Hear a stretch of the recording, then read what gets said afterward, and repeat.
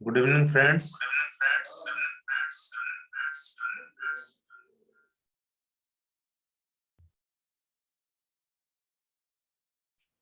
कैसे हो आप लोग?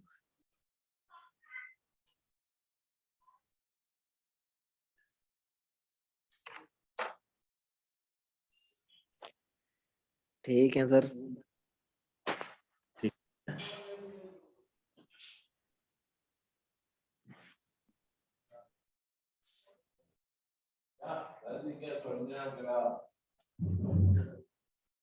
तो दोस्तों, हम लोग पढ़ रहे हैं अभी मेरिडियंस और सुजोक दोनों एक साथ, क्योंकि सुजोक पढ़ने के बाद में और मेरिडियन कंप्लीट होने के बाद में हम लोग यही सारी की सारी मेरिडियंस पढ़ेंगे सुजोक पे। दोनों चैप्टर एक साथ कंप्लीट हो जाएं,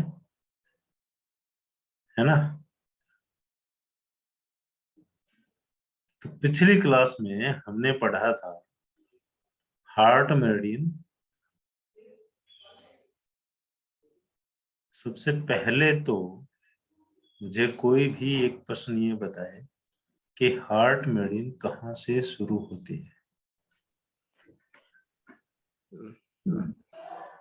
मैं बताऊं सर? बिल्कुल बताइए। हार्ट मेरिडियन हार्ट से शुरू होती है। Very good. एक सिंगल मेरिडियन है जो वहीं से शुरू होती है जहां की है। जी जी। फिर सर उसके ये मेरिडियन हार्ट के अराउंडिंग घूमकर बिल्कुल सीधे नीचे आती है और अपनी पेयर्ड ऑर्गन जो है एसआई को कनेक्ट करती है।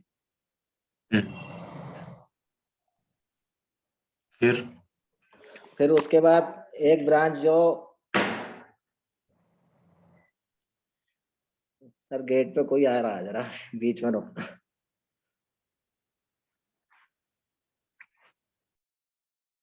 चलिए, और कोई बताएगा इससे आगे?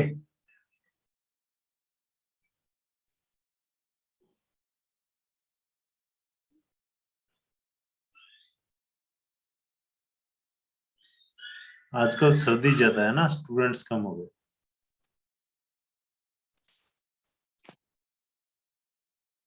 यानी इधर कोई भी मेरे को ये बताए कि हार्ट मेरिडियन हार्ट से शुरू होने के बाद में स्मॉल इंटेस्टाइन तक गई, उसके बाद में एक जो और ब्रांच जो जाती है वो कहाँ जाएगी?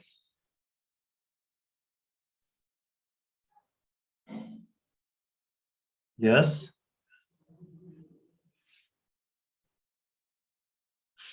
एनीवन?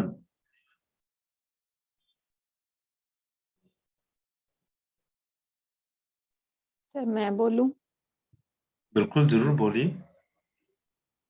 सर जो दूसरी ब्रांच होती है हार्ट मेरिडियन की वो अपवर्ड मूव करती है और लिप्स के अंदर से आई के पास जाती है और आई के अराउंड में जो टिश्यूज होते हैं उन सबको ब्लड सप्लाई मतलब देती है एक तरह से।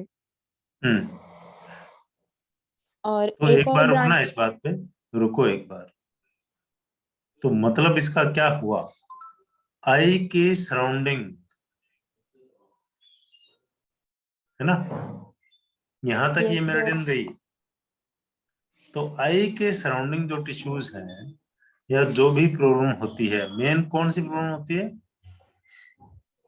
दिखना कम हो जाता है, मायोपिया होता है और ब्लरनेस जो हो जाती है। आई के सराउंडिंग अपने बात करते हैं। Dark circles. Dark circles. Dark circles का अगर ट्रीटमेंट हम करेंगे तो कहाँ करेंगे? हार्ट की मेरिडियन पे,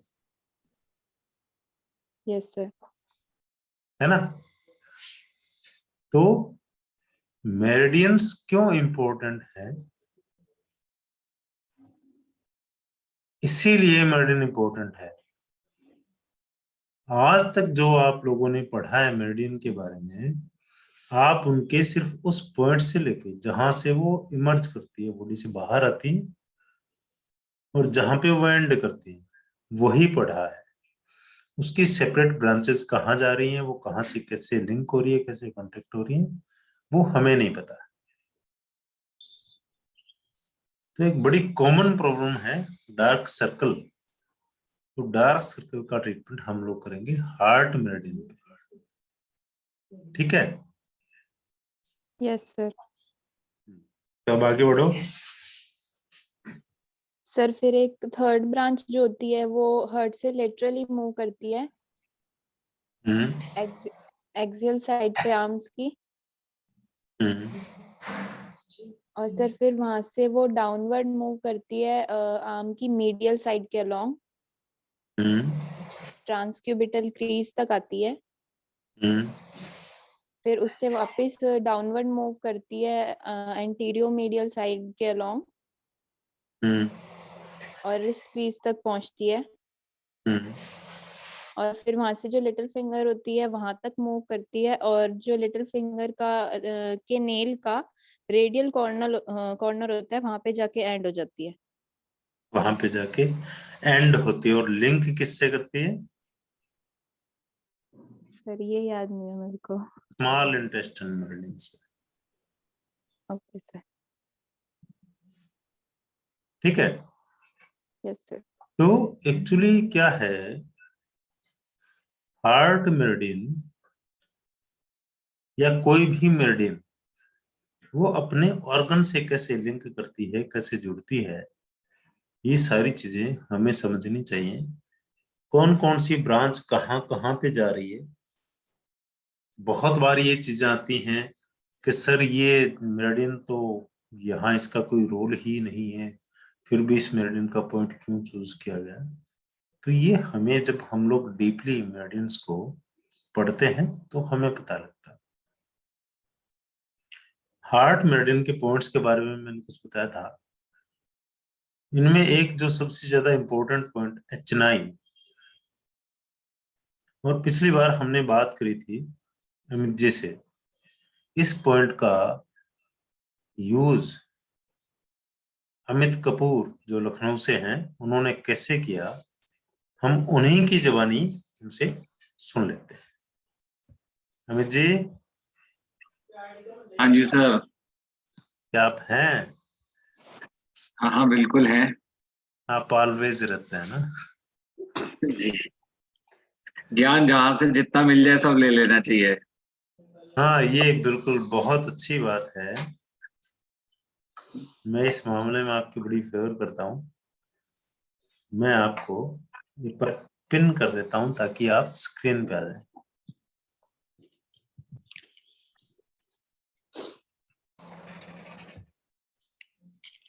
नमस्कार सर। नमस्कार जी, ये अमित जी हैं, मिस्टर अमित कपूर। और ये एक बड़ी चीज है हम दोनों के बीच में कि हम दोनों एक ही गुरु के स्टूडेंट हैं, ये तो बहुत बड़ी बात है सर। है ना? तो अमित जी को कुछ टाइम पहले हार्ट की प्रॉब्लम हुई थी। हाँ जी। हम अमित जी से ही सुनेंगे। अमित जी प्लीज। हार्ट की प्रॉब्लम हुई थी, जो फील होती थी जैसे गैस हो रही हो, थोड़ा बीपी भी फ्लक्चुएट होता था, और ऑल ऑफ सडन जब टंग डायग्नोसिस में पढ़ चुका था, टंग डायग्नोसिस के बाद जब मैंने टंग देखी तो मुझे ये फील होने लगा कि मुझे अटैक आने वाला है, क्योंकि जो सेंट्रल लाइन वर्टिकल होती है वो टिप तक पहुंच रही थी और रेडनेस बढ़ रही थी। तो उससे चीजें कंफर्म हो रही थी कि मुझे प्रॉब्लम हो रही है। पैरेलली मुझे अनईजीनेस भी फील हो रहा था। हालांकि मैं डायबिटिक हूँ तो मुझे पेन नहीं फील हो रहा था, अनईजीनेस था। और साथ में जो आपको बीपी थोड़ा थोड़ा फ्लक्चुएट होता था, बहुत ज्यादा फ्लक्चुएट नहीं होता था। नॉर्मल बीपी की रेंज में अगर आप देखें तो 147 तक मैक्सिमम जाता था, उससे ऊपर भी नहीं जाता था। लोग उतना नॉर्मल समझते हैं कि इतना तो नॉर्मल हो जाता है, बट मेरा नहीं होता था कभी भी, बाद में भी कभी नहीं हुआ। हमेशा जो रेंज है उस रेंज के अंदर ही रहता था। थोड़ा बहुत 5-7 पॉइंट बढ़ गए घट गए तो हो गया बस। तो टंग डायग्नोसिस के साथ में ही ये जाने, बट इसको क्योर करने का जो तरीका था उस समय अपने आप को बचाने का, जब मुझे इको में पता चला कि आया है, तो मेरे पास 10 मिनट का टाइम था। और मुझे पता था मुझे पहुंचने में 1 घंटा लग जाएगा, तो उसके लिए एक H9 पॉइंट ही होता है जो आपके फिंगर की उस पे होता है, वही प्रेस करना था, वही ट्विस्ट करना था, उसी को दांत से काटना तक पड़ा। तो फाइनली मैं आराम से पहुंच गया था, 45 मिनट्स के अराउंड मुझे लगे थे, मैं पहुंच गया था। और उसके बाद मैं अभी तक हूँ, तो दिख ही रहा है। Good, very good. Amit ji, एक मैं आपको, आप सब लोगों को एक स्टोरी सुनाता हूँ जी। MP खेमका सर की। हम सबके गुरु, मेरे गॉडफादर, जिनकी वजह से मैं इस लाइन में हूँ। मैं जब पहली बार खेमका सर से मिला था 2010 में, तो उस टाइम मैं जवान था, यंग था। मैं खेमका सर के पास गया, यहाँ से प्रयागराज, इलाहाबाद। तो खेमका सर ने मुझे एक बात कही कि इस पैथी को अपना प्रोफेशन बनाओ। वहां जाकर के मुझे एक स्टोरी जो मिली सुनने को, खेमका सर खुद हार्ट पेशेंट थे और उनकी ओपन हार्ट सर्जरी हुई थी कोलकाता में। जब खेमका सर यहाँ से प्रयागराज से कोलकाता के लिए निकले ट्रेन से, तो श्याम सुंदर सर्राफ, आप जानते होंगे उनको, वो भी थे साथ में। और खेमका सर बर्थ पे बैठे थे, इधर साइड में जो विंडो होती है वो थी, और बाहर कुछ लोगों से बातचीत कर रहे थे। तो विंडो का जो शटर होता है ना ऊपर से ट्रेन में, वो एकदम गिरा। और गिरा कहाँ पे? H9 पे। स्मॉल फिंगर एकदम बुरी तरह से टूट गई, ब्लीड होना शुरू हो गया। उन्होंने उसको वहीं कॉटन से बांधा और बांध करके वो लोग चले गए कोलकाता। वहां जब सर्जरी हुई, पहले की जो रिपोर्ट्स थी, उन रिपोर्ट्स को देख करके डॉक्टर ने ये बात कही थी कि 90% चांसेस नहीं है, लेकिन फिर भी हम प्रयास करेंगे।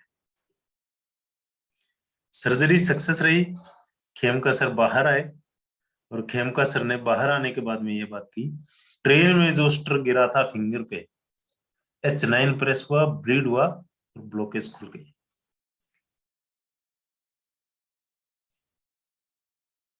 तो ये सडन हुआ, लेकिन ईश्वर की कुछ ऐसी मर्जी थी कि वो हमारे बीच में बहुत सालों तक रहे। H9 पॉइंट,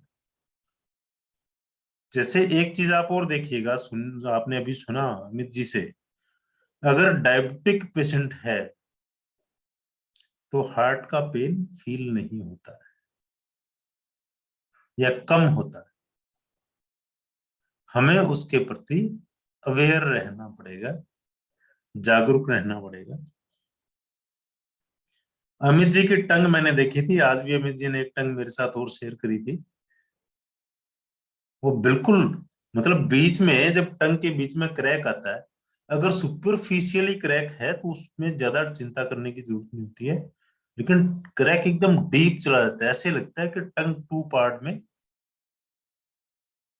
डिवाइडेड हो जाएगी, बंट जाएगी। ऐसे लगता है कि 50% से ज्यादा टंग एकदम डीप क्रैक हो चुका है। और वो क्रैक अमित जी ने मेरे को बताया कि 7 दिन पहले, विदिन 7 डेज, एक वीक पहले जो इनकी टंग का क्रैक था वो वहां था, और एक वीक के बाद में टिप तक आ गया था।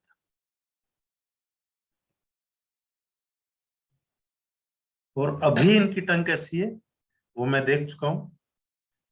आपके साथ मैं कभी टंग पिक्चर इनकी शेयर करूंगा तो आप लोग उसको समझेंगे। तो आप, मेरा कहने का मतलब ये है, एक्यूप्रेशर, एक्यूपंक्चर थेरेपी नहीं है, पैथी है, बहुत डीप एंड वेरी वाइड। इसमें आप हर तरह का ट्रीटमेंट कर सकते हैं, फिजिकली, मेंटली, हर तरह का। तो दोस्तों अभी हम लोग आगे बढ़ेंगे। सरनजीत कौर कुछ कह रही थी पहले।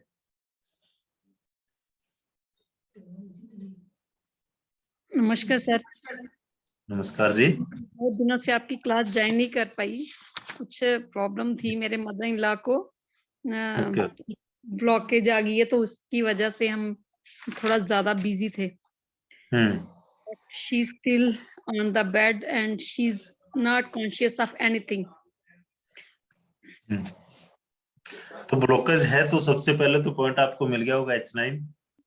सर नहीं, उनकी ब्रेन में है, ब्रेन में आ गया। Any type of blockage, okay. है ना? हाँ जी, हाँ जी। ब्लॉकेज ब्लॉकेज मतलब कहीं भी हो सकती है। ओके ओके और सर। ब्लड का सर्कुलेशन कहाँ? हार्ट से होता है। हाँ जी, हाँ जी। पूरी बॉडी में हार्ट ही तो सर्कुलेट करता है ना। Yes sir, yes sir. तो इन चीजों को आप क्यों नहीं कोरिलेट करते? ठीक है सर। मैंने सोचा शायद हार्ट का और ब्रेन का अलग अलग होगा कुछ, तो नहीं, अलग इसीलिए। होता है नो डाउट, लेकिन हाँ सर्कुलेशन पूरी बॉडी में हार्ट करता है हाँ, यस सर, वो तो है, ना? वो तो। और ब्लॉकेज को रिमूव करने का पॉइंट H9। ओके। देखिए एक्चुअली क्या होता है, जब हम लोग फूड लेते हैं, मील खाना खा रहे हैं, यस सर। है ना, और सडन यस हमारा यस। फूड एसोफेगस की जगह पे विंड पाइप में चला जाता है, हाँ जी सर। तो वो भी ब्लॉकेज है ना। हाँ, यस सर। उस ब्लॉकेज को रिमूव करने के लिए भी हम लोग H9 ही दबाते हैं। Okay okay sir. अगर किसी भी आदमी के खाना खाते टाइम फूड सडन एकदम विंड पाइप में चला जाए, तो अगर आप H9 पे प्रेस करेंगे तो फूड तुरंत बाहर आ जाता है। Okay sir. ठीक है। ठीक है सर। सर और उनके ये प्रैक्टिकल जी। अब उनके वहाँ क्या करूँ उसको, क्या करूँ उनके वहाँ पे, उसको प्रेशर करूँ फिर? H9 पे मसाज दीजिए हाँ जी। और इसी पॉइंट पे एक मेथी सीड बांध दीजिए परमानेंट 36 आवर के लिए। ठीक है सर। ठीक है। ठीक है सर। 36 घंटे के बाद में आप देखना क्या रिजल्ट आता है। और उनकी जो टंग पिक्चर है उसको अगर टंग पिक्चर मिल सकती है तो व्हाट्सएप कर दें। ठीक है sir, I try for tongue picture. मगर ये हम्म। छत वो उतार के फेंक देते हैं कुछ भी, मतलब उनका मतलब कि उनको होता है कि समझ नहीं आ रही है, हाँ, मगर वो इरिटेट होता है तो आप उस पर मसाज दीजिए। ठीक है सर। ठीक है सर, थैंक यू आप उस वेरी पर मच। मसाज दीजिए। और अगर उनकी टंग पिक्चर मिलती है तो व्हाट्सएप करें, मेरे नंबर पे करें, अमित जी के नंबर पे करें। अमित जी का नंबर है ग्रुप में। ठीक है सर। ठीक है ये सर, आई। टंग बहुत अच्छा डायग्नोस करते हैं। ठीक है सर, थैंक यू सर। वहां करें, कोई दिक्कत नहीं, no problem. Thank you very much sir. Okay, welcome. किसी भी तरह की प्रॉब्लम किसी को भी आती है, एक्चुअली ठीक मैंने ओनली फॉर एडमिन इसलिए कर रखा है कि कुछ अननेसेसरी मैसेज आ रहे थे। ठीक है सर, कोई बात नहीं है, वो मैं आपका नंबर है उसमें भी कर सकती हैं, हाँ, मगर तो वो। आप मेरे नंबर पे और इधर अमित जी हैं उनके नंबर पे, ठीक है सर। इन दोनों नंबर पे कहीं भी आप मैसेज करें ठीक है तो सर। हम लोग आपस में रोजाना दिन में 4 टाइम कांटेक्ट में रहते ओके सर। Okay sir. हैं। हम लोग एक दूसरे से बात करते हैं। तो हम एक्चुअली हमारी एक फैमिली है यस सर। और हमें एक दूसरे को साथ में लेके आगे बढ़ना है। Yes sir. तो आपकी यस। प्रॉब्लम हमारी है, तो थैंक। आप उनके टंग पिक्चर, जो भी केस हिस्ट्री है, जो रिपोर्ट्स हैं, वो सारी सेंड करें ठीक है सर। और उसका जो भी सर ट्रीटमेंट निकलेगा आपको बताया जाएगा। उनके जो MIR तो हो नहीं पाई, क्योंकि वहीं से प्रॉब्लम, पहले उनको रात में कुछ हुआ तो हम समझ नहीं पाए क्या हो रहा है, तो सुबह हमको किसी नोन को बुलाया तो बोलता है कि लेके मत जाओ हॉस्पिटल, जो प्रॉब्लम होगी होगी है, तो हम ले गए फिर भी। तो मगर उनकी माइग्रेन उसका ना MIR हो नहीं पाई, क्योंकि बेहोश ही नहीं हुए वो तो जब भी। एमआरआई नहीं तो सीटी स्कैन होगा। सर नहीं हो पाया कुछ भी सीटी स्कैन वो, नहीं तो मगर ब्लड की रिपोर्ट्स होंगी। हाँ ब्लड की रिपोर्ट्स है सर। और फिर भी अगर कुछ नहीं मिलता है तो उनकी एक क्लिप बनाइए 20 सेकंड की, ठीक है सर। उनकी बॉडी की, वो कैसे क्या हाव भाव कर रहे हैं उसकी वो क्लिप सेंड कर दीजिए ग्रुप में। ठीक है सर। नहीं वो ये इतना पता चला था कि ब्लड में ब्रेन में क्लॉट है, कितने साइज का है, कहाँ पे है, वो डायग्नोज नहीं हो पाया था। कोई बात नहीं, आप उनकी बॉडी का ये सर। जो जिस कंडीशन में लेटे हुए हैं हाँ जी सर। उसका एक वीडियो बनाइए, हाँ जी 20-25 सर। सेकंड का, 30 सेकंड का, ये सर। और कोशिश करिए अगर उनकी टंग बाहर आती है ये सर। तो उसकी पिक्चर लीजिए, वो व्हाट्सएप कर दीजिए, और उनकी पूरी हिस्ट्री क्या है, पहले अगर कोई प्रॉब्लम थी तो वो मैक्सिमम जितनी आपको नॉलेज है। ठीक है सर। सर अब तो काफी दिनों से 18 नवंबर से बीमार हुए थे, अब उनको बेड सोर हो गए हैं काफी सारे, एक जगह गैंग्रीन हो गया बेड था। सोर का एक्चुअली मैं आपको बता देता हूँ, हाँ जी सर। बेड सोर के ट्रीटमेंट्स मोक्षा में बहुत अच्छे चलते हैं। मोक्षा में? हमें जी आपकी मोक्षा आ रही है, मैंने भिजवा दिया। अच्छा ठीक है सर। मोक्षा एक टेक्निक है एक्यूप्रेशर में। हाँ जी सर। उसमें एक एक्चुअली एक हर्ब होती है आर्टमेसिया वल्गेरियस करके, हाँ जी। बॉटनिकल नेम है उसका। हाँ जी। उससे हम उस पॉइंट को हीट करते हैं। हीट देते हैं। अच्छा। ठीक है, बेड सोर डेफिशिएंसी की वजह से होता है। अगर आपके पास मैग्नेट अवेलेबल है हाँ जी है सर, है। तो बेड सोर के चारों तरफ मैग्नेट टोन करके लगा दीजिए। टोन करके लगा दूं? चारों सर। तरफ आप 4 मैग्नेट लगाएं, आप 6 लगाएं, आप 8 लगाएं, 10 लगाएं, कोई दिक्कत नहीं है। चारों तरफ मैग्नेट आप टोन करके लगा दीजिए, और आप ग्रुप में मेरे साथ बात करेंगे तो मैं आपको मोक्षा भिजवा दूंगा। मोक्षा से डायरेक्ट हीट उस पे देंगे ये सर। तो उसका बहुत अच्छा रिजल्ट मिलेगा। मैंने बेड सोर का ट्रीटमेंट, और मतलब बेड सोर तकरीबन 1 ईयर, 1 साल पुराना था, उसका ट्रीटमेंट 15 डेज में किया। ठीक है सर। तो डेफिशिएंसी है, मोक्षा से करेंगे हो जाएगा। अगर मैग्नेट है चारों तरफ टोन करिए सर तो कौन से रिकवरी। ब्योल मैग्नेट्स भी हैं मेरे पास, मेरे पास चक्रा मैग्नेट्स भी हैं मेरे पास। ब्योल वो से करें, सुपर ब्योल से करें, चक्रा से करें, किसी से भी करें, हमें मतलब टोनिफिकेशन से। ठीक है सर। ठीक है सर। ठीक है। ओके सर, मैं उससे ही लगा लूंगी। ठीक है सर। हाँ बिल्कुल। Thank you sir, thank you very much. Okay welcome. और उसके साथ में एक पॉइंट जो आपके लिए ये सर। अमित जी ने शेयर किया है, हाँ जी। इलेक्ट्रो एक्यूपंक्चर जो डॉक्टर रेनॉल्ड वॉल का है, हाँ जी। उनका है पॉइंट OR मेरिडियन का 3 नंबर पॉइंट। और 3 नंबर पॉइंट, ठीक है सर। हाँ, उसको सिलेक्ट कर दीजिए, उसको से अच्छा ठीक है। उसको सिलेक्ट कर दीजिए, बेस्ट रिजल्ट मिलेगा। और बाकी जो मैंने आपको बोला वीडियो क्लिप वो सब चीज भेजेंगे तो और ठीक है ज्यादा सर। क्लियर हो जाएगा, और आपको भी सीखने को मिलेगा, बाकी पूरे ग्रुप में सबको सीखने को मिलेगा। हाँ जी sir. Thank you very much sir, thank you sir ये for. Question okay sir, okay welcome जी। हेलो सर, ये अभी बेड सोल की बात कर रहे हैं सर, ये है क्या? बेड सोर जो पेशेंट्स बेड पे लंबे टाइम तक पड़े रहते हैं और उनकी बैक में पीछे घाव हो जाते हैं, जी जी। है ना, तो उसको बेड सोर बोलते ठीक है सर। हैं, है ना। कहते हैं ना कि स्किन लग गई, चमड़ी लग गई, पीछे से गलना शुरू हो गया, हाँ, क्योंकि गलना शुरू हो जाता है। ऑक्सीजन नहीं मिली, है ना, ठीक। क्रॉस वेंटिलेशन नहीं हुआ उसकी वजह से, और तो बेड सोर्स हो जाते हैं, घाव हो जाते हैं, तो उनको बेड सोर बोलते हैं।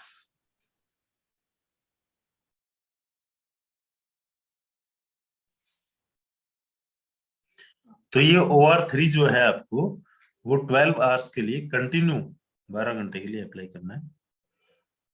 ओके सर, 12 आवर के, ठीक है सर। 12 आवर्स के लिए। तो एनीबॉडी हम लोगों ने बात करी हार्ट मेडिसिन पे, श्रुति ने बहुत अच्छा डिफाइन किया, दीनदयाल जी ने बहुत अच्छा बताया। इससे पहले हम शुरू करें, मैं आपसे एक बात और करूंगा, मुझे एक बार मेरिडियंस का पैटर्न और बता दो, कौन बताएगा? मैं बताऊंगा सर। आपने तो पिछली बार बताया था 3 जल्दी। जी जी। कोई और पहले सबको ट्राई कर ले। कोई और मुझे पैटर्न बताएगा मेरिडियंस का?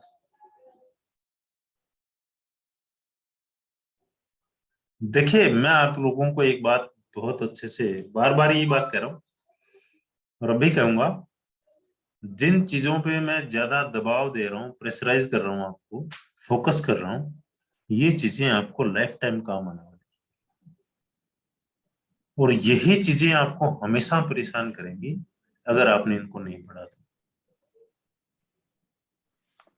इन्होंने समय मुझे बताएं। बहुत परेशान किया और मैं नहीं चाहता कि आप लोग परेशान जी। Body to hand, hand to head to feet, feet to body. Good, very good, शाबाश। किसने बताया? ओम मनीषा। ओम निशा, अरे वाह, वेरी गुड, बहुत अच्छा है, अच्छा लगता है। Body to hand, hand to head, head to feet, feet to body, ये एक मेगा साइकिल बनता है। आप लोग जब एडवांस स्टडी करेंगे या आप लोगों ने एडवांस स्टडी करी है, आपने एडवांस बुक्स पढ़ी हैं, तो आपको आगे जाके जैसे ही आप उसको रीड करेंगे आपको समझ में आएगा, अच्छा ये ट्रीटमेंट ऐसे क्यों आया। अदरवाइज हम लोग कंफ्यूज हो जाते हैं, फिर हम लोग क्या करते हैं, प्रोटोकॉल लेते फिरते हैं, सर इसका प्रोटोकॉल दे दीजिए, मैम इसका प्रोटोकॉल दे दीजिए। हमें प्रोटोकॉल लेना नहीं है, हमें प्रोटोकॉल बनाना है। तो फ्रेंड्स, अब हम शुरू करते हैं आज की क्लास स्मॉल इंटेस्टाइन मेरिडियन से।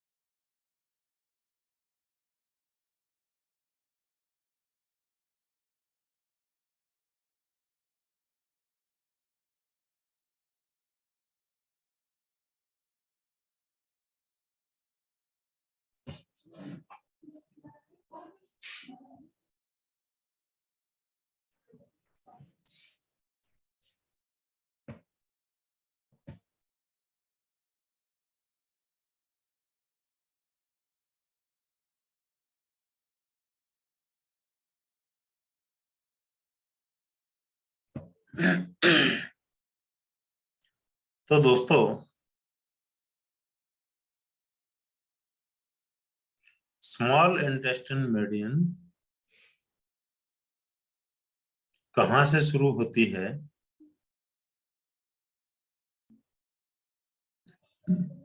हार्ट मेरिडियन जहां से एंड हुई थी उसके अपोजिट कॉर्नर से।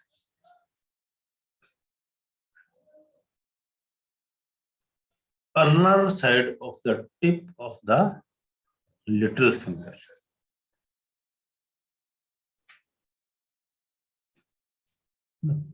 यहां से शुरू हुई और फिर आगे बढ़ती गई, ये रिस्ट क्रीज तक आ गई। ये पिक्चर आपको बहुत कुछ डिफाइन कर देगी, अच्छे से बता देगी।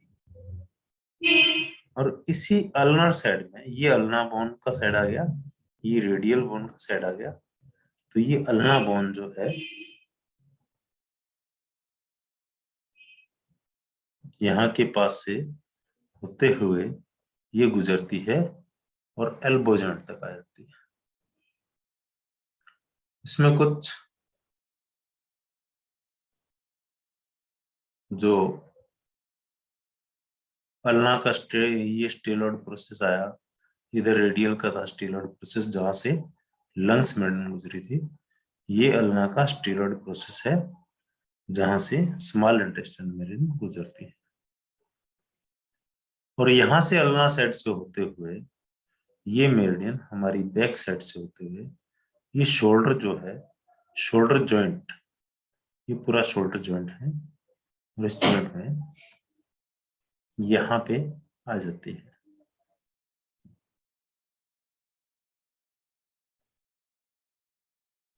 ये जॉइंट है शोल्डर का इस जॉइंट तक,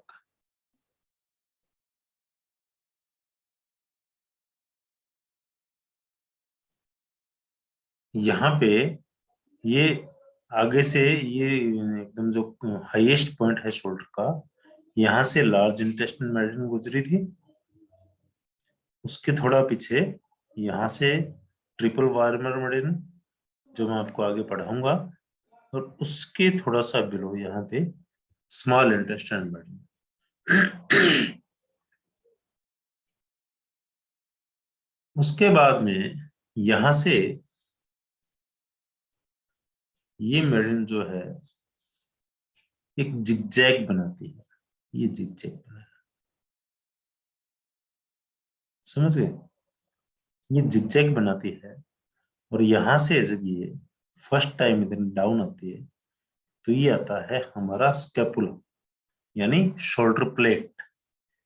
शोल्डर प्लेट के बैक साइड में मोस्टली लगभग सेंटर में, पूरा सेंटर तो नहीं, 1/3 ऊपर से जाएगा, वहां पे ऐसा 11 नंबर जो पॉइंट है वहां तक आती है, फिर ये जिगजैग चलते हुए एकदम शोल्डर में यहाँ जाती है। इससे ये मेरिडियन आगे आती है फ्रंट में, और ये है हमारा सुप्राक्लेविकुलर फोसा। सुप्राक्लेविकुलर फोसा से एक ब्रांच नीचे आती है और अपने पेयर्ड ऑर्गन हार्ट और फिर स्मॉल इंटेस्टाइन से कांटेक्ट करती है। और सेकंड ब्रांच सुप्राक्लेविकुलर फोसा से ऊपर की तरफ जाती है और ये नेक के पास से होते हुए यहाँ पे ऐसे का 16 नंबर पॉइंट आता है, यहां से होते हुए ये जो मैंडिबल आर्च है वहां से एक ब्रांच निकलती है और जो इनर कैंथस है आई का वहां तक जाती है और यूरिनरी ब्लैडर मेरिडियन से कांटेक्ट करती है। एक और ब्रांच यहां से निकलती है और आउटर कैंथस ऑफ आई से यहाँ पे गाल ब्लैडर मेरिडियन से कांटेक्ट करती है।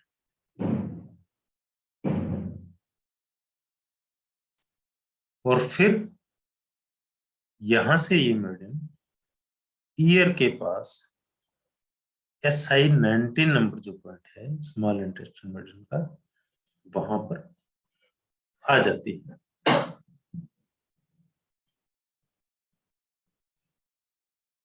इस जगह पे ये मेरिडियन आ जाती है।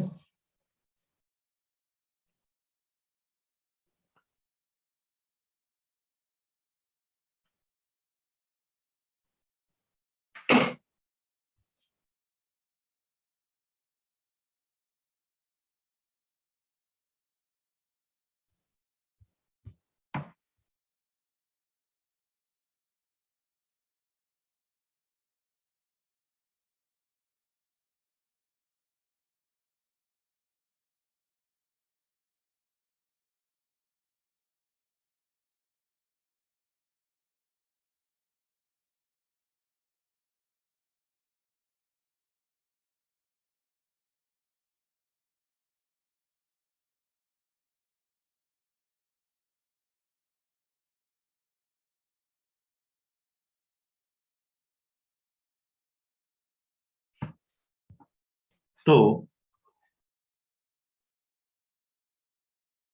ये इसका एंड पॉइंट हुआ और इसके बाद में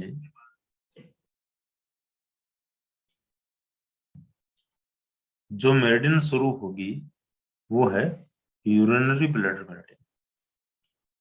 यहां से एक ब्रांच आके इसके साथ में लिंक हो गई।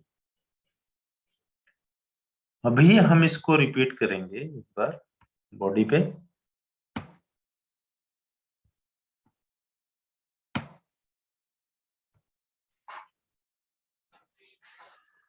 तो दोस्तों, स्मॉल इंटेस्टाइन मेरिडियन शुरू होती है स्मॉल फिंगर के नेल बेस से, जो कि अल्नर साइड है। ये रेडियल साइड, ये अल्नर साइड। यहाँ पे हार्ट मेरिडियन थी, एंड हुई, उसने लिंक किया स्मॉल इंटेस्टाइन से। यहाँ से स्मॉल इंटेस्टाइन शुरू हुई और अल्नर साइड से होते हुए ये जो स्टीलॉयड प्रोसेस है अल्ना का, ये तो था रेडियस का, ये अल्ना का। यहां से गुजरते हुए एल्बो से एकदम जस्ट पीछे से निकलती है, और ये जो हमारा शोल्डर जॉइंट है, इसमें यहाँ पे एसआई का 10 नंबर पॉइंट आता है। ये एलआई का 15 नंबर पॉइंट, यहाँ से एलआई गुजरी, यहाँ से ट्रिपल वर्मर गुजरी, और ये जो जॉइंट है एकदम वहां तक आई स्मॉल इंटेस्टाइन। इसके बाद में ये मेरिडियन यहाँ से जिगजैग लेती है, तो जो हमारा शोल्डर ब्लेड है उस पे एसआई का 11 नंबर पॉइंट, और फिर ये जिगजैग लेते हुए यहाँ आ गया। ये है हमारा सुप्राक्लेविकुलर फोसा, यहां तक आ जाती है। यहां से एक ब्रांच डाउन जाती है हार्ट से, जो कि इसका पेरिड ऑर्गन है, और स्मॉल इंटेस्टाइन से एब्डोमेन में जाके कॉन्टेक्ट करती है। एक और ब्रांच यहां से निकलती है नेक के पास से, और ये मैंडिबल, यहां से होते हुए ये ब्रांच इनर कैंथस ऑफ आई यहां तक आती है और लिंक करती है यूरिनरी ब्लैडर मेरिडियन से, जो कि स्मॉल इंटेस्टाइन के बाद की मेरिडियन है। फिर यहां से एक और ब्रांच निकलती है और यहां आ जाती है, गॉल ब्लैडर मेरिडियन से कांटेक्ट करती है, ट्रिपल वर्मर से करती है, और फिर स्मॉल इंटेस्टाइन मेरिडियन जो है यहां से निकल के ये एसआई का 90 नंबर पॉइंट है। ये जो आपका ट्रेगस है ईयर के ट्रेगस के पास में लोअर बॉर्डर पे यहां आकर के ये एंड हो जाती है। ये हुई हमारी स्मॉल इंटेस्टाइन मेरिडियन। अब इसके कुछ पॉइंट्स के बारे में हम लोग पढ़ेंगे। मैं स्क्रीन शेयर करता हूं आपके साथ।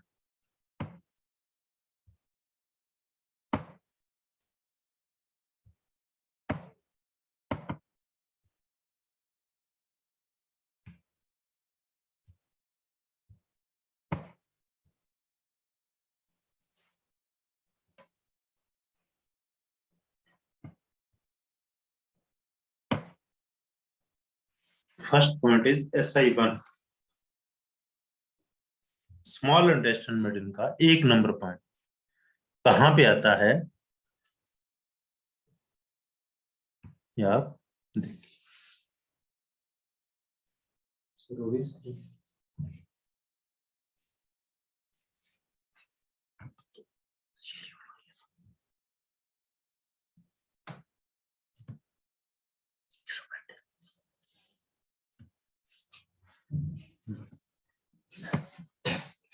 SI1 ये स्मॉल फिंगर का नेल है। यहाँ पे H9 हार्ट मेरिडियन कंप्लीट हुई थी और उसने लिंक किया SI से, और यहाँ से SI स्टार्ट होती है। SI1 ये अल्नर बोन है इस साइड से। SI1 का फंक्शन अगर हम देखें according to first and last point law, तो ईयर से रिलेटेड कोई भी प्रॉब्लम है उसमें SI1 का यूज हम लोग करेंगे। कान से रिलेटेड अगर कोई भी प्रॉब्लम है तो उसमें अगर हम लोग SI1 पॉइंट पे ट्रीटमेंट करते हैं तो ईयर में आपको रिलीफ मिलेगा। यहां से मेडिसिन स्टार्ट हुई, आगे कैसे बढ़ी ये पॉइंट आएगा। SI3,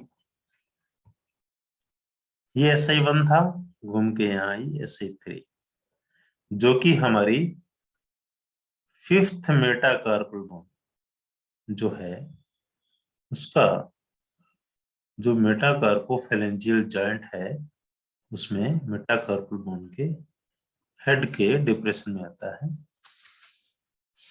SI3 is a specific point for neck. आपकी गर्दन के लिए ये आपका स्पेसिफिक पॉइंट है। सर्वाइकल में, नेक पेन में, नेक की स्टिफनेस में, इन सब चीजों में इसका बहुत अच्छा रोल आता है। SI3 एक डिस्टल पॉइंट है नेक का, गर्दन का डिस्टल पॉइंट। इसके बाद में फिर पॉइंट आता है SI11। मैंने आपको बताया था ये शोल्डर जॉइंट है। इस शोल्डर जॉइंट में ये है SI10, ठीक है। SI10 से ये मेडिन यहां तक आती है एज ए जिगजैग, है ना। तो ये स्कैपुला है, शोल्डर प्लेट, और ये है स्कैपुलर स्पाइन। हम जब इसका मेजरमेंट करते हैं यहां से लेकर के यहां तक, और उसको 3 पार्ट में स्कैपुला को डिवाइड करते हैं, तो ऊपर से यानी स्कैपुलर स्पाइन से 1/3, स्कैपुलर स्पाइन से 1/3 जब हम लोग नीचे आते हैं तो यहाँ पे मिलता है SI11 specific point for back side off shoulder pain. Shoulder pain में अगर शोल्डर में बैक साइड में पेन है तो उसके लिए बहुत ही स्पेशल पॉइंट है। SI11 को ट्रीट किए बिना उसको ठीक नहीं किया जा सकता है, इसलिए SI11 बहुत ही महत्वपूर्ण पॉइंट है। उसके बाद में ये मेरिडियन यहां से निकलते हुए आगे आती है। ये सुप्राक्लेविकुलर फोसा है, यहां से एक ब्रांच नीचे निकल गई, दूसरी ब्रांच ऊपर आई, ठीक है। और इस ब्रांच में ये आपका स्टर्नोक्लेविड मसल जो है इसके यहाँ पे SI का 16 नंबर पॉइंट है, और ये लोकल पॉइंट है सर्वाइकल के लिए। सर्वाइकल की किसी भी तरह की प्रॉब्लम के लिए, सर्वाइकल पेन, सर्वाइकल का स्टिफनेस, आपकी स्मॉल फिंगर और रिंग फिंगर में अगर नमनेस आ रही है, सर्वाइकल से रिलेटेड है, तो SI16 उसके लिए बहुत ही बेस्ट पॉइंट है। आप इसको ट्रीट करेंगे तो तुरंत रिलीफ मिलेगा। फिर इसका लास्ट पॉइंट आता है SI19। SI19 ये ट्रेगस है ईयर का, ईयर फ्लैप जिसको बोलते हैं ट्रेगस। और ट्रेगस का ये जो पॉइंट है लोअर बॉर्डर के पास में, ये SI19 ये लोकल पॉइंट है ईयर का। जो लोग ट्रेवलिंग करते हैं फ्लाइट्स में, एयरवेज में जाते हैं,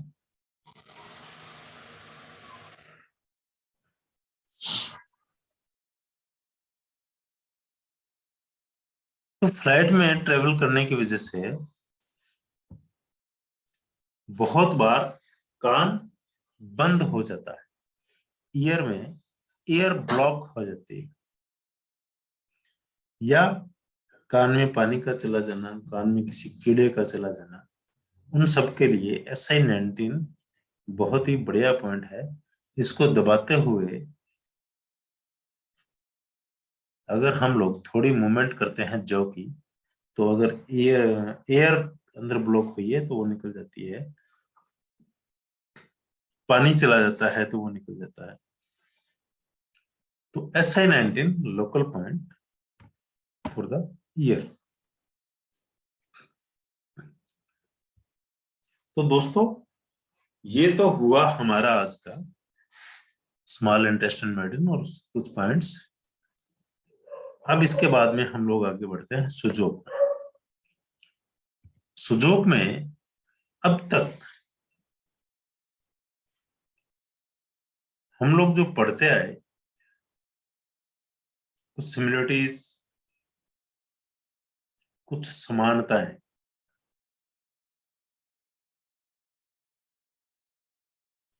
हमने देखे हैं।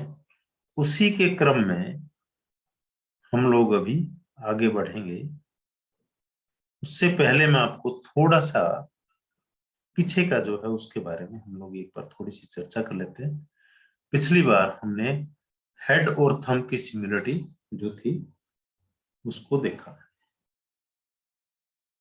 उसके बाद में हमारी जो पाम है उसके साथ में थंब को कैसे कनेक्ट करेंगे कि एक बॉडी का पूरा कोरस्पोंडेंस हमारी समझ में सामने आ जाए। फिर नंबर वाइज हमने 16 पार्ट किए थे, 16 पार्ट किए थे बॉडी के और हमारे हैंड के और फिट के। फिर हमने यिन यांग बॉडी समझा, सनलाइट कैसे कैसे बॉडी पे पड़ती है और कैसे कैसे बॉर्डर लाइन बनती है। इसी तरीके से यिन यांग सरफेस और फिर मीडियन लाइन जो है, जो सेंटर से एक लाइन गुजरती है नीचे एकदम जेनेटर से शुरू होकर के और वर्टेक्स तक। इसी तरीके से बैक साइड से डायफ्राम को हमने देखा, जिफॉइड प्रोसेस को हमने देखा। अब हम लोग आते हैं, एक्चुअली देखिए ये जो लाइंस जितनी भी आपको पढ़ाई जा रही है ये आपकी सबसे ज्यादा मैटर करती हैं किसमें, हमारे सुजोग मेरिडियंस के पॉइंट्स की लोकेशन में। हम कैसे पॉइंट ढूंढेंगे, कैसे उसको लोकेट करेंगे और कैसे वो पॉइंट एकदम परफेक्ट सही लगे। मोस्टली सब लोगों की यही कंप्लेंट रहती है कि ये पॉइंट सही लगा नहीं लगा, हमें कैसा पता लगेगा। तो ये जब तक हम लोग इन लाइंस को नहीं समझ लेंगे तब तक हमें इसके बारे में कोई जानकारी नहीं है। इसको बहुत डीपली समझने की जरूरत है। बेसिक जितना अच्छा क्लियर होगा उतना ही बढ़िया एडवांस जाएगा। Location of the upper line of the diaphragm, ये डायफ्राम है ना, तो यहां पे ये डायफ्राम है। आप समझ गए, डायफ्राम लाइन, ये डायफ्राम है और इधर ये डायफ्राम है। अब डायफ्राम से ऊपर जो लाइन गई वर्टेक्स तक, वो हमारी हथेली में कैसे जाएगी। ये जो डायफ्राम लाइन है इसका हम सेंटर लेंगे, सेंटर से जो थंब का प्रोक्सिमल फेलेंज है उसका जो ये जॉइंट है उस जॉइंट के सेंटर तक, और यहां से फिर थंब में वर्टेक्स तक एकदम सेंटर, ये लाइन गई। ये जो हमारी लाइफ लाइन है इसमें हमने डायफ्राम का जो कोरस्पोंडेंस है उसको लोकेट किया, इमेजिन किया। इसके बाद में अपर line of the diaphragm on the hands and feet. Diaphragm line जो हाथों में है कहां पे है, ये तो फ्रंट का आ गया, तो बैक में भी है डायफ्राम, तो बैक में डायफ्राम यहां आ गया हैंड में। समझ गए। जो थंब का ये जो हमारी मेटाकार्पल बोन है फर्स्ट नंबर, उस बोन का एंड जो है वहां पे ये बैक साइड की डायफ्राम लाइन बनती है। इसी तरीके से आप पैर में देखिए, ये पैर की आपकी बिग टो है, बिग टो के नीचे ये एक उभरा हुआ बड़ा पार्ट रहता है, जैसे हथेली में ये रहता है उसी तरीके से उसके नीचे ये डायफ्राम लाइन है, इनसाइड में, इन सरफेस में, और यांग सरफेस में इस लोकेशन पे आएगी। आप आगे जैसे जैसे पढ़ेंगे आपको पूरा समझ में आ जाएगा। तो डायफ्राम लाइन, एक तो सेंट्रल लाइन, मिड लाइन और एक डायफ्राम लाइन, इन दोनों पे बहुत कुछ डिपेंड करता है। डायफ्राम लाइन पे कौन सा पॉइंट आएगा, यहाँ पे डायफ्राम का बैक्सू पॉइंट होता है UB17, वो यहाँ आएगा। तो मतलब इसके बाद में जो भी चलेगा, इससे पहले जो चला है UB17 से 16, 15, 14, 13, 12 और 11 और 10 और ऐसे करके, इसी तरीके से इसके बाद में जो चलेगा वो इधर से चलेगा। ठीक है, तो इन चीजों को, ये लाइंस हमें बहुत अच्छे से इनको समझना है। Lower line of the diaphragm on the hands and feet, upper था और लोअर, तो दोनों में क्या फर्क है? लाइन सेम है।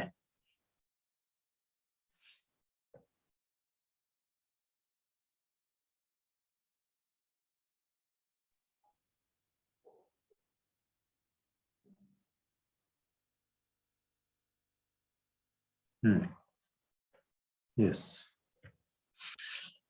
इसके बाद में first standard position of the hands and feet to search for the correspondence to the body above the diaphragm. Diaphragm के ऊपर की जो बॉडी है हमारी, वो किस तरीके से हम उसको हाथ और पैर में समझेंगे।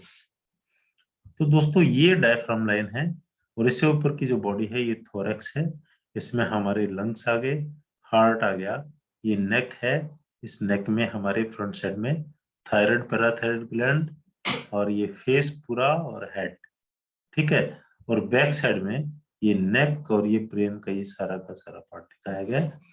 तो यहाँ पे बॉडी में कैसे आएगा, ये डायफ्राम लाइन है, और इस डायफ्राम लाइन से ऊपर ये हमारा ये लंग्स है दोनों, यहाँ पे बीच में हार्ट लोकेटेड है, ये थ्रोट है जहाँ पे थायराइड, पैराथायराइड ग्लैंड है, और ये हमारा ऊपर का फेस का पार्ट है।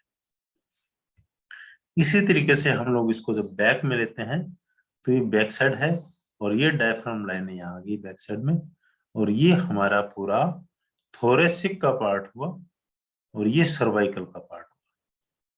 तो सर्वाइकल का ट्रीटमेंट अगर करेंगे, कहाँ करेंगे? ये थंब के दोनों जॉइंट्स के बीच में,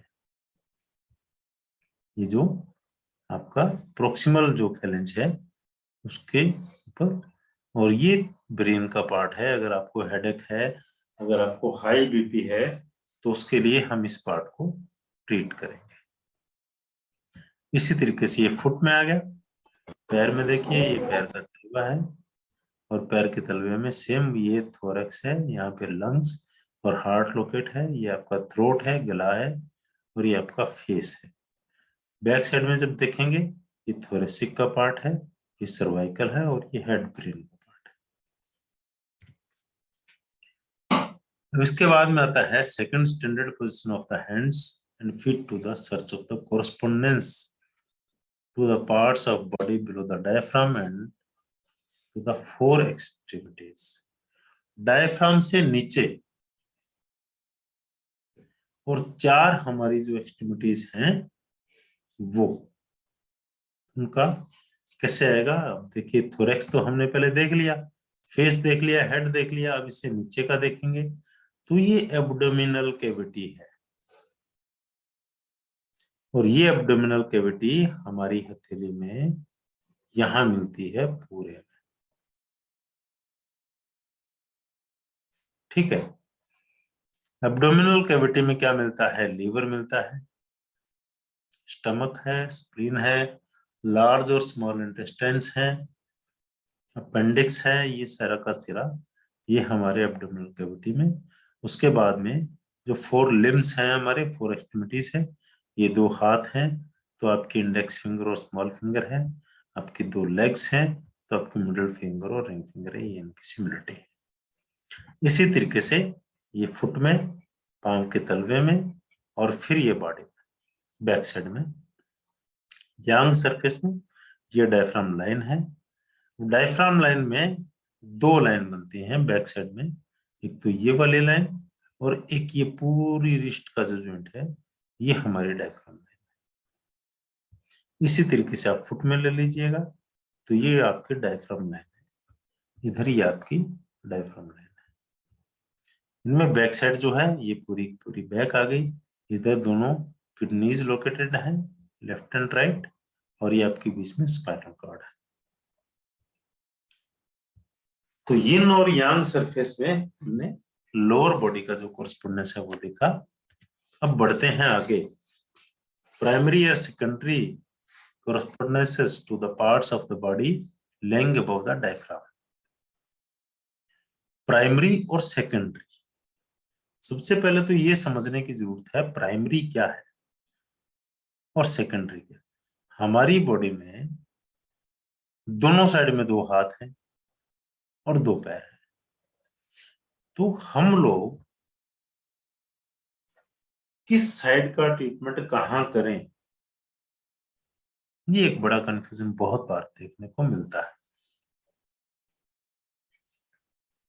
तो जिस साइड में प्रॉब्लम है, मान लीजिए राइट साइड में प्रॉब्लम है, तो राइट हैंड उसका प्राइमरी कोरस्पोंडेंस है, और लेफ्ट हैंड में है, लेफ्ट साइड में है, तो लेफ्ट हैंड उसका प्राइमरी कोरस्पोंडेंस है लेफ्ट साइड का। अब लेफ्ट साइड में कौन सा, ये आपका लेफ्ट हैंड है। लेफ्ट हैंड में ये जो पार्ट है ये लेफ्ट साइड का प्राइमरी कोरस्पोंडेंस है, ये लेफ्ट हैंड का प्राइमरी कोरस्पोंडेंस है, ये लेफ्ट लेग का प्राइमरी कोरस्पोंडेंस है। ये तो हो गया प्राइमरी।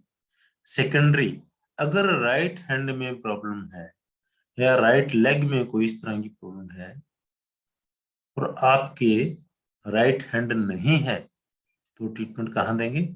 लेफ्ट हैंड की रिंग फिंगर में लेग का और लेफ्ट हैंड की स्मॉल फिंगर में आर्म का, हैंड का, क्योंकि ये इसका सेकेंडरी कोरस्पोंडेंस है। प्राइमरी तो राइट में ही था, अगर राइट है तो राइट में देंगे, इंडेक्स फिंगर और मिडिल फिंगर में। अगर किसी कंडीशन की वजह से आप उसमें नहीं दे पाते हैं, मान लीजिए वो बर्न हो गया, तो उसके सेकेंडरी कोरस्पोंडेंस पे हम लोग अपोजिट हैंड में ट्रीटमेंट देंगे, अपोजिट फिट में, अपोजिट लेग में ट्रीटमेंट देंगे। तो आपको प्राइमरी और सेकेंडरी को इसी तरीके से समझना है कि प्राइमरी मीन्स उसी साइड का, अगर राइट हैंड में प्रॉब्लम है या बॉडी की राइट साइड में प्रॉब्लम है तो राइट हैंड को चूज करेंगे। राइट हैंड में कहाँ चूज करेंगे? अगर राइट हैंड तो right index finger, right leg तो राइट मिडिल फिंगर। अब सेकेंडरी में जाएंगे तो रिंग फिंगर और स्मॉल फिंगर को चूज करेंगे। Primary and secondary correspondences to the parts of the body lying below the diaphragm. Diaphragm से नीचे प्राइमरी और सेकेंडरी। तो दोस्तों डायफ्राम से नीचे ये एब्डोमिनल कैविटी आई, ये लेफ्ट साइड की है, लेफ्ट लेग है, लेफ्ट आर्म।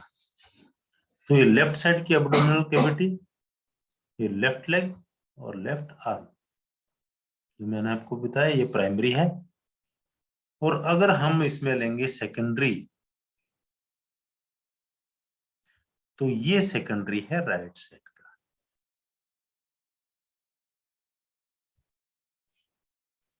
ठीक है, ये सेकेंडरी है राइट साइड का, जैसे यहां दिखाया गया secondary correspondence of the left part of the body. तो ये राइट हैंड है, राइट हैंड में लेफ्ट का सेकेंडरी ये पार्ट होगा, ये राइट का प्राइमरी है और ये सेकेंडरी है।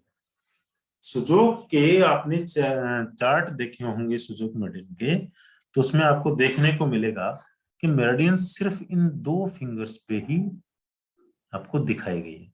ये पूरा पार्ट खाली है क्योंकि उसमें आपको सिर्फ प्राइमरी दिखाया गया, सेकेंडरी नहीं दिखाया।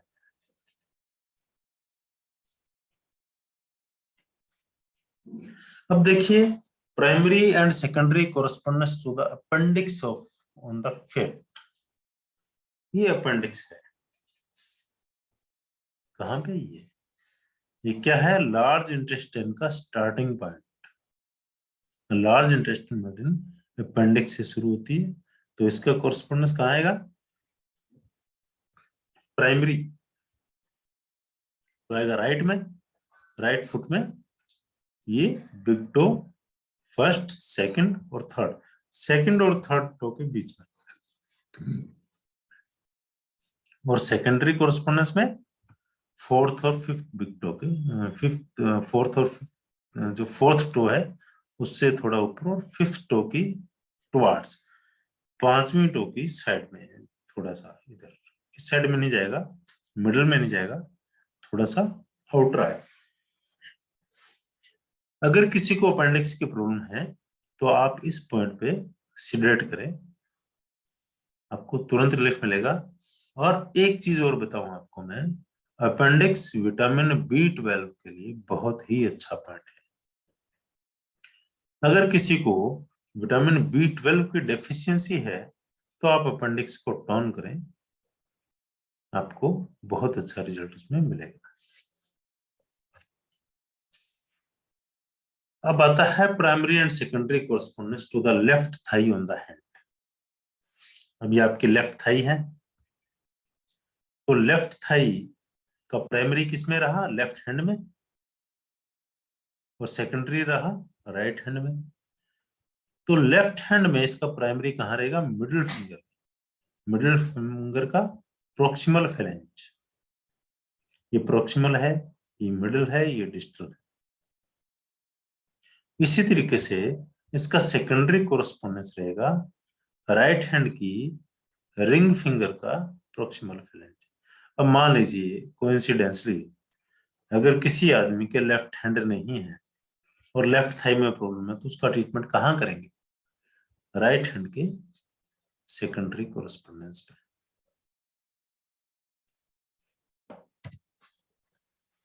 अब हम लोग देखते हैं हेड को कैसे डिवाइड किया गया है। ये हमारा हेड है और ये हमारा थंब है। हेड में हमने 5, एक तो ये सेंट्रल लाइन ली और उसके बाद में ये बॉर्डर लाइन 2 हो गई, और सेंट्रल लाइन और बॉर्डर लाइन के बीच में एक एक लाइन और ड्रॉ कर ली। तो अब इसको हमने डिवाइड किया थंब में। इधर देखिएगा इस पिक्चर में, ये जो थंब है नोज को इससे बाहर दिखाया गया है। तो सबसे पहले हमारे सामने अगर कोई भी आदमी आता है तो उसकी नाक हमें उसे दिखाई देती है कि इसकी तो नाक बड़ी बड़ी है, छोटी है। ये थंब के बीच में जो सबसे ज्यादा ऊपर उठा हुआ पार्ट है वो है आपका नोज, और नोज के दोनों तरफ आप आईज को ड्रॉ कर सकते हैं, नीचे माउथ को ड्रॉ कर सकते हैं। ये आपकी हेयर लाइन आ गई। इसी तरीके से ये साइड में इसमें देखिए लेटरल व्यू में, ये आपका जो है नेल, ये आपकी ब्रेन की जो कवरिंग है स्काल्प होता है। एक चीज की आप सिमिलरिटी देखिएगा, जिस व्यक्ति का जैसा फेस है वैसा ही उसका थंब की शेप है। अगर फेस लंबा है तो उसका थंब लॉन्ग होगा, लंबा होगा। अगर राउंड शेप्ड फेस है तो राउंड शेप्ड थंब होगा। आप उसको सिमिलर करके देख सकते हैं, आपको पता लग जाएगा तुरंत कि हाँ ऐसा ही है। जैसा फेस है वैसे ही थंब की संरचना होगी, उसमें कोई चेंज आपको नहीं मिलेगा। अब हम लोग लेते हैं back down of the hand and the foot. ये जो बैक साइड है हमारी, इसके कुछ फिक्स लैंडमार्क्स। ये लैंडमार्क हमारी बॉडी में भी फिक्स होते हैं और ऐसे ही हमारे हैंड एंड फुट में भी फिक्स हैं। ये सबसे ज्यादा कंपल्सरी है। ये हमारा जो सर्वाइकल में नेक के बिलो एकदम हेड से नीचे उतरते हुए मिडल का जो पार्ट है वहां से ये एक लैंडमार्क है, तो ये लैंडमार्क आया हमारा थंब के अपर जॉइंट की बैक साइड एकदम मिडल में। सेकंड जो लैंडमार्क है जो कि C6 C7 पे है, तो ये लैंडमार्क है आपका C6 C7। मतलब यहां से लेके यहां तक सर्वाइकल के 7 वर्टिब्रास आपके आ जाते हैं, जो कि इस पार्ट में है, ये आपका सर्वाइकल है। उसके बाद में आपका थोरेसिक शुरू होता है यहां तक, कहां तक, डायफ्राम लाइन तक।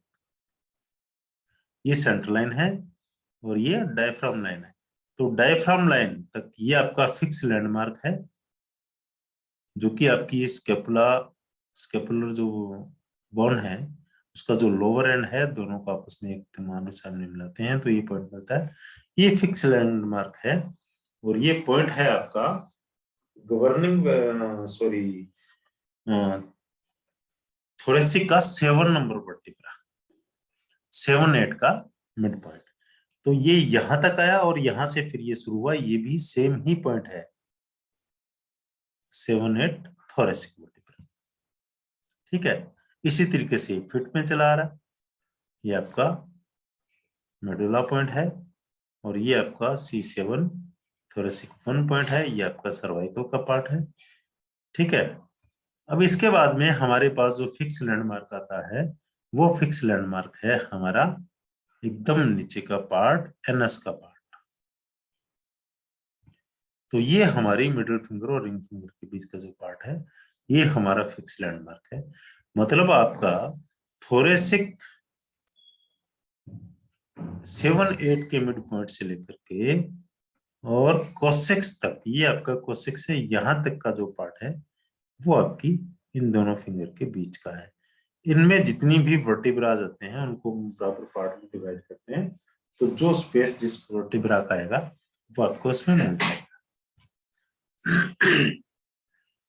Projection the skull and the backbone in the standard system of the correspondence to the body on the hands. Type 1 in standing position. जब आप खड़े हैं, खड़ी पोजीशन में आपका जो बॉडी है वो किस तरीके से आपके हाथ पे प्लॉट की गई है। ये आपका ब्रेन है, स्कल, खोपड़ी, ये आपका सर्वाइकल है। देखिएगा कितने वर्टिब्रा है, 1 2 3 4 5 6 7।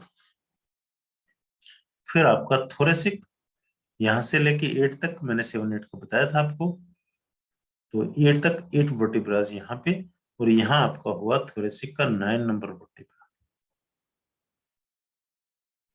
9 नंबर वर्टिब्रा, 9 10 11 एंड 12, यहाँ पे आपका थोरेसिक हुआ कंप्लीट और आपका शुरू हो जाता है नंबर 1 2 3 4 एंड 5। अब आपका आ गया ग्रोइन का रीजन, तो ये आपका आ गया हाईएस्ट इलियक क्रेस्ट, ये इलियम बोन है, और ये आपका सेक्रम। ठीक है, तो सेक्रम में भी 5 है ना, फ्यूज्ड है, 5 है, तो ये 5 आपको मिलके वर्टिब्रा। ये सेक्रम हाइटस यहाँ पे आया और ये आपका आया कोसेक्स। तो देखिए कितने एकदम बी क्लियर, बहुत ही क्लियर तरीके से आपको हर वर्टिब्रा समझाया गया है।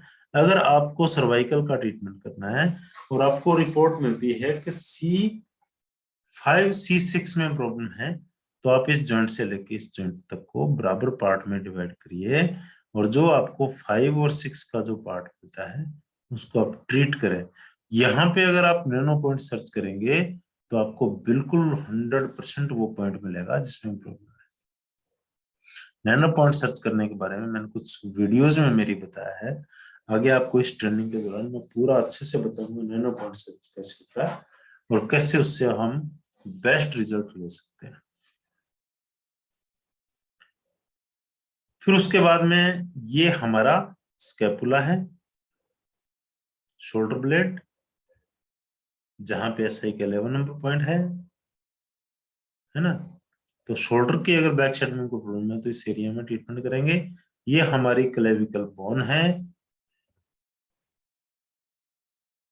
और ये हैंड है, अपर आर्म, लोअर आर्म, ये रेडियस है, ये अल्ना बोन है, ये ह्यूमरस है, ये आपकी फिंगर्स हैं। इसी तरीके से आपकी लेग है, लेग में आपकी ह्यूमरस है, और ये आपकी टिबिया, ये फिबुला, और आपकी फुट की जो लोकेशन है ये प्राइमरी है और ये सेकेंडरी है। इसी तरीके से हम देखते हैं फुट में सेम इसी संरचना को, वही चीज, ये आपका स्कल है, ब्रेन है, यहाँ पे आपका बिग टो में ये आपका सर्वाइकल मिला आपको, और ये थोरेसिक की 8 नंबर वर्टेब्रा, यहाँ से 9th स्टार्ट होता है, और फिर ये आपका लंबर कंप्लीट हुआ 12 पे, सॉरी थोरेसिक 12 पे, और फिर आपके लंबर के 5 वर्टिब्रास, ये आपका सेक्रम, ये आपका इलियम, और ये लेग एंड हैंड्स। तो दोस्तों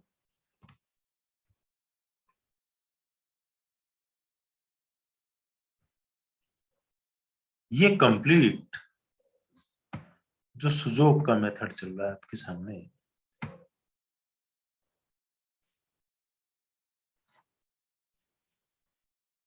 इसका मेन पर्पस यही है कि भी मोस्टली लोग जो भी पॉइंट्स हैं उनकी एप्लीकेशन हम लोग सुजोग मेथड में, सुजोग मेथड्स पे करते हैं, और उसकी लोकेशन हमें अच्छे से नहीं मिलती है, हम लोग उसमें कंफ्यूज रहते हैं ये पॉइंट कहाँ आएगा। तो जब तक हम लोगों को उसकी पूरी एनाटॉमी पता नहीं होगी तब तक हम लोग उसमें परफेक्टली नहीं जा सकते। इसके अलावा भी सुजोग में, जब अभी तो मैं आपको ये कोरेस्पोंडेंस पढ़ा रहा हूँ, फिर आगे जब आपको इसमें जोनल सिस्टम पढ़ाऊंगा थोड़ा सा वर्टिकल जोन और हॉरिजॉन्टल जोन का, तो उसमें भी आप बार मिनट का एप्लीकेशन सीखेंगे, तो उसमें आपको बहुत अच्छा उसमें बेनिफिट मिलने वाला है। तो आज की मेरिडियन थी हमारी स्मॉल इंटेस्टाइन मेरिडियन, उसके कुछ पॉइंट्स, और फिर सुजोग में हम लोगों ने कुछ और सिमिलरिटीज पढ़ी है, आगे बढ़ेंगे कंटिन्यू। तो आपका आज का कोई क्वेश्चन किसी का भी आप मुझसे पूछ सकते हैं।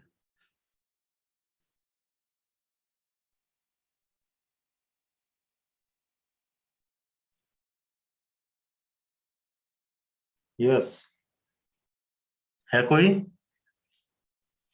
एनीवन? Sir yes.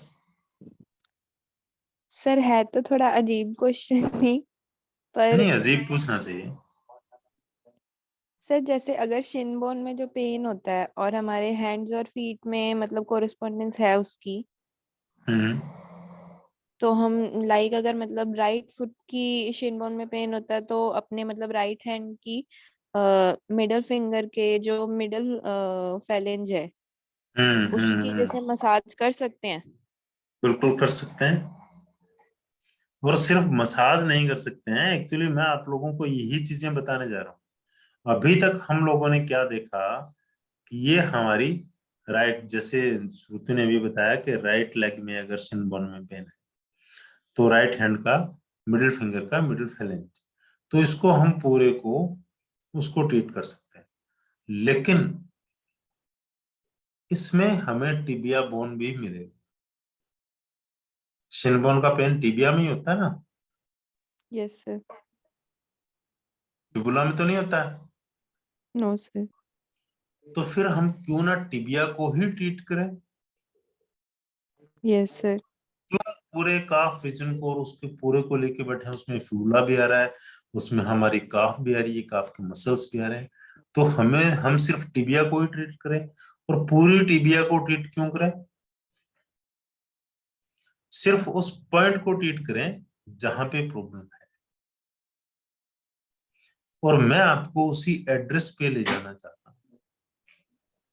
तो सर वो जो आप अभी नैनो पॉइंट के बारे में बता रहे थे, हमें वैसा कुछ यहाँ पे?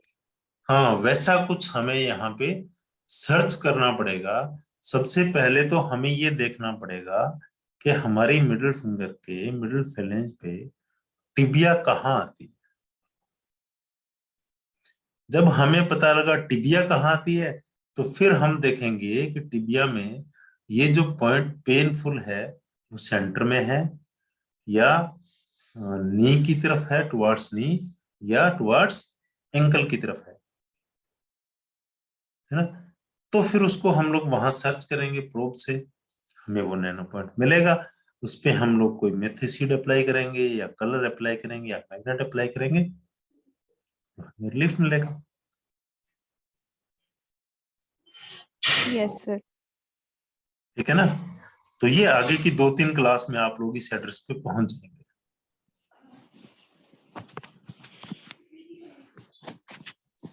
Any more? सर मेरे टांग में भी कुछ ऐसी प्रॉब्लम है, जीबी बिल्कुल नीचे से, यहाँ से जीबी 40 है शायद, जीबी 40 हमारे वहां से सीधी पेन शुरू होती है, पूरी लेग में जाती है ऊपर तक। तो देखिए, सबसे पहले तो मैं आपको एक बात बताऊं, हाँ जी सर। ये पेन वहां से पैर में नीचे से हमें यूं लगता है कि एंकल जॉइंट से जीबी 40 से शुरू हुआ और लेग में ऊपर तक गया, हाँ जी लेकिन सर। ये पेन ऊपर से नीचे की तरफ आता है। सर मुझे एक्चुअली हाँ जी सर। ये पेन जो है वो हमारे या तो लोअर बैक से या हमारे हिप रीजन से, साइटिका नर्व का पेन जो होता है वो पेन एक तो यूबी मेरिडियन टाइप होता है जो बैक साइड से आता है, वो तो आता है आपका लोअर बैक से। एक गॉल ब्लैडर मेरिडियन टाइप आता है जो आपका यार लोअर बैक से भी हो सकता है और हिप जॉइंट्स पे भी हो सकता है, जहां पे कंप्रेशन ज्यादा। आप क्या काम करते हैं सबसे पहली बात, फिर सर आप मैं किस पोजीशन में सारा दिन बैठते हैं? टांगे लमका के बैठती हूँ सर, नीचे डाउन करके ही। क्या काम करते हैं आप? टीचर हूँ। टीचर हैं, चेयर पे बैठते हैं? चेयर पे भी बैठती हूँ, खड़ी भी रहती हूँ। चेयर पे बैठते हैं तो आप क्रॉस लेग्स करके बैठते हैं? हाँ सर, ये मेरी मैक्सिमम हैबिट है कि मैं क्रॉस लेग्स करती हूँ। आप जब क्रॉस लेग करते हैं तो आपकी राइट लेग नीचे होगी और लेफ्ट लेग ऊपर से आएगी? हम्म, सर या लेफ्ट लेग मैं नीचे होगी, राइट लेग ऊपर से आएगी? लेफ्ट लेग नीचे आती है, राइट लेग ऊपर आती है शायद। राइट लेग जब ऊपर आती है आपकी, हाँ जी तो सर। आपकी दो जगह आपको कंप्रेशन मिलता है। एक तो आपके राइट लेग के हिप जॉइंट पे स्पेशली जोर पड़ता है, हाँ जी हाँ जी हाँ जी हाँ जी, यस सर। आपका सिर्फ उतना ही पार्ट तो वहां जा रहा है ना। हाँ जी लेफ्ट लेग की तो पूरी थाई आ गई नीचे, हाँ जी। लेकिन राइट का सिर्फ हिप जॉइंट जो है वो नीचे टिका हुआ है, तो वहां पे आपको कंप्रेशन आ रहा है। ठीक है सर। तो इसके ठीक करने के लिए सबसे पहले तो आप इस हैबिट को छोड़ दें, यस सर। यस फिर सर। गॉल ब्लैडर 30-31 को सिलेक्ट करें ठीक है सर। या सिर्फ मेथिसिड लगाएं, वो ठीक हो जाएगा। ठीक है सर। Both 30 and 31। हाँ, 30 और 31, क्योंकि ये दोनों लोकल पॉइंट है। Yes sir. ठीक है सर। ठीक है हाँ जी सर, हाँ जी। जी। और कोई?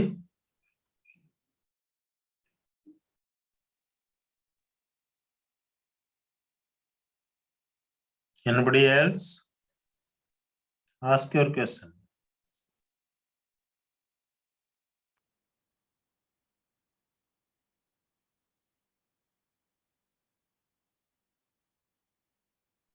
सर नहीं है जी? मेरा क्वेश्चन है सर, हाँ जी, बोलिए Deendayal ji.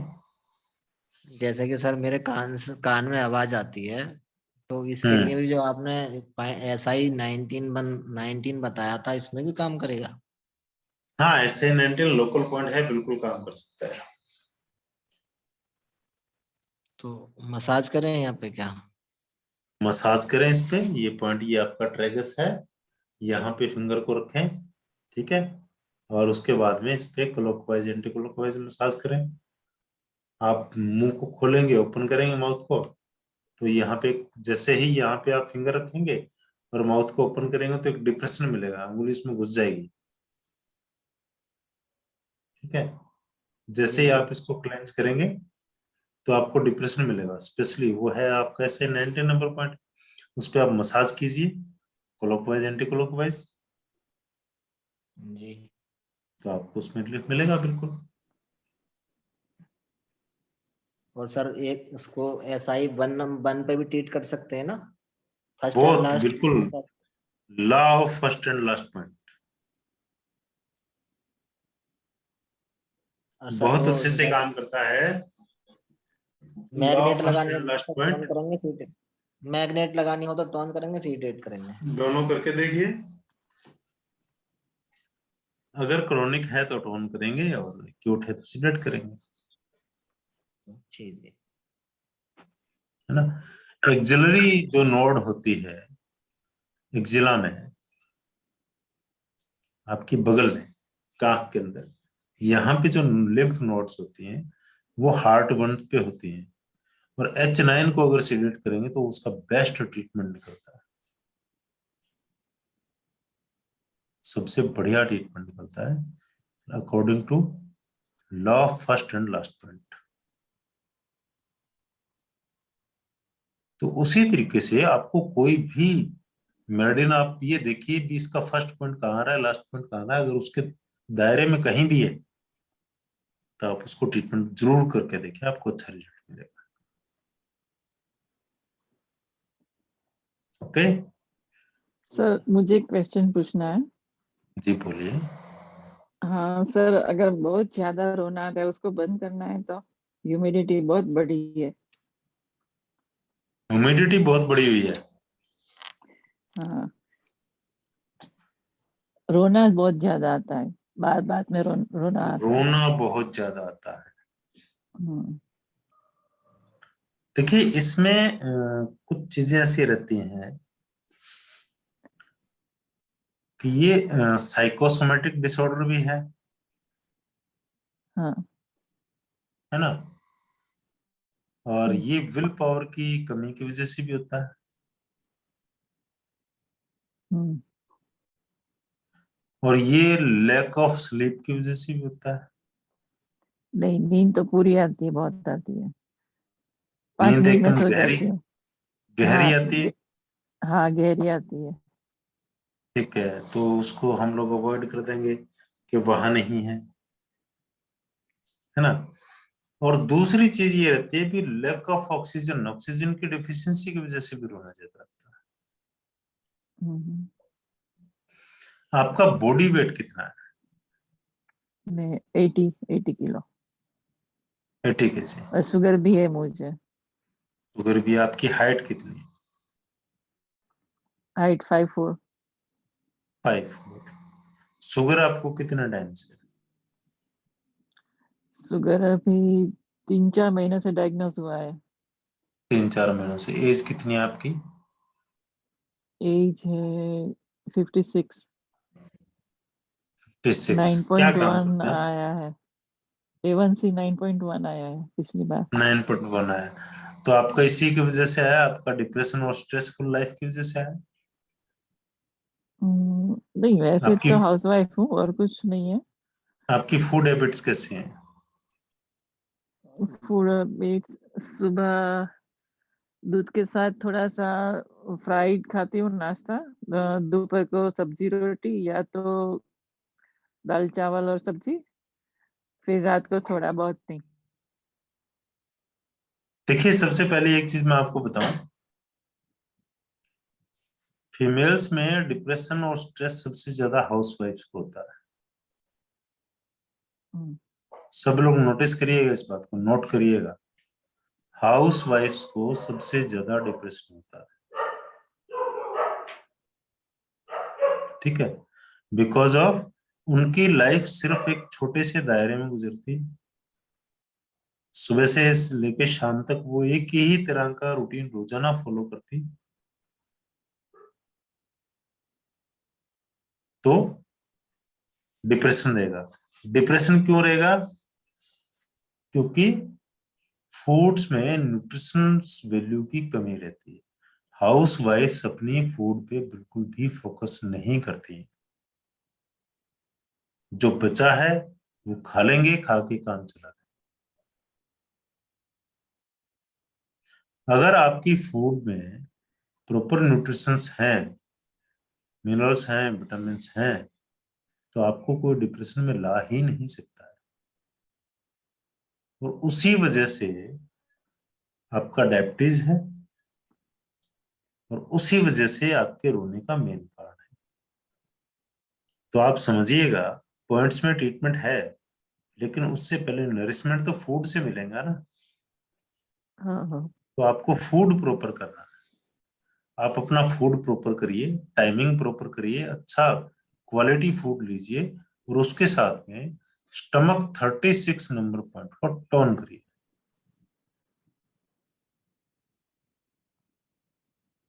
Okay. Stomach 36 number point को टर्न करिए। ये आपकी न्यूट्रिशन वैल्यू को बढ़ाएगा। और स्टमक में हीट रहती है मेरे को।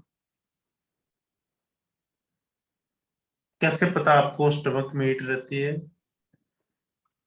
मुंह में छाले हो जाते हैं होठ के पास आगे, हाँ, फिर बिल्कुल और सही। लिप ड्राई है मेरे। स्टमक 36 टर्न करिए और यूबी का 21 नंबर पॉइंट सिलेक्ट करिए। ओके। है ना? तो उसमें ये आपका स्टमक न्यूट्रिशन हिट्स वैल्यू की ठीक है। वजह से भी शुगर हो सकता है ना? हाँ बिल्कुल, श्योर है वो तो। हाँ। अगर आपको मैंने जो थोड़ी सी बात बताई है, अगर आप सिर्फ उस पर फोकस करें, तो आप 1 महीने के बाद में मेरे को रिपोर्ट दीजिएगा, आपको बहुत अच्छा रिजल्ट मिलेगा। हम्म, हाँ सर। है ना? डायबिटीज के मेन 3 कारण: worry, Hari and hurry curry. And hurry. हाँ। Worry, unnecessary thinking, unnecessary thoughts. Hurry, food में आप खाना कितनी जल्दी खाते हैं? पहले जल्दी खा लेती थी, अभी टाइम लगता है 10-12 मिनट। 10-12 मिनट भी बहुत कम है। इससे भी हाँ। जल्दी खाते थे हाँ। आप। खाना भी हरी हो गया ना। एंड हाँ। करी, करी मतलब अगर आप फ्राइड खाते हैं। हाँ, फ्राइड खाती हूँ। ये तीनों मेन कारण हो गए, और तीनों आपके पास हैं। हाँ। तो आपको एक तो अननेसेसरी थॉट्स जो है उनको लाना बंद करिए। उसके लिए आप अपने फूड में प्रॉपर न्यूट्रिशन वैल्यू रखिए। खाना स्लो खाएं, मिनिमम 20 to 30 मिनट्स में, ओके। और फ्राइड कम से कम दें। हाँ का वेट भी सेट हो सर, जाएगा, अगर और उसके फ्रूट साथ में फ्रूट खाना है तो सुबह खाना, मतलब सुबह खाना चाहिए या शाम को खा सकते हैं? फ्रूट शाम को खा सकते हैं, लेकिन सुबह ज्यादा बढ़िया रहता है। शाम को आप 4-5 बजे के आसपास फ्रूट खाएं, कोई दिक्कत अच्छा। नो प्रॉब्लम, उसमें कोई दिक्कत वाली बात नहीं। आप फ्रूट साथ में खाएं, थैंक यू सर। हो जाएगा, सर कोई दिक्कत। जी, सर ये 9 पॉइंट आपने बताया था ना, तो ये लेफ्ट हैंड के कौन से पॉइंट पे आएगा, ये लेफ्ट या राइट पे? कौन सा H9? हाँ, H9। H9 जो आपकी स्मॉल फिंगर राइट, है, राइट, राइट स्मॉल फिंगर पे, राइट हैंड बहुत पे। स्मॉल फिंगर, अच्छा। बहुत स्मॉल फिंगर में ये अंदर का जो कॉर्नर है आपका नेल बेस, हम्म, यहाँ आएगा इसका। ये H9 है, ये ऐसा ही बना है। अच्छा। और जिनकी हार्ट सर्जरी हो गई है या फिर उनको बाईपास हो गया, उनके लिए भी अच्छा है कि? उनके लिए भी H9 बहुत अच्छा काम करेगा। तो कितनी देर और कैसे करना पड़ेगा फिर उनको? इस पे मसाज दे, जनरल, नॉर्मल, हाँ। इस पे मसाज दें कंटिन्यू। ठीक है, इस तरीके से ऐसे करके मसाज दें, ठीक। Morning evening, 2 minute morning, 2 minute evening. अच्छा, चलेगा। थैंक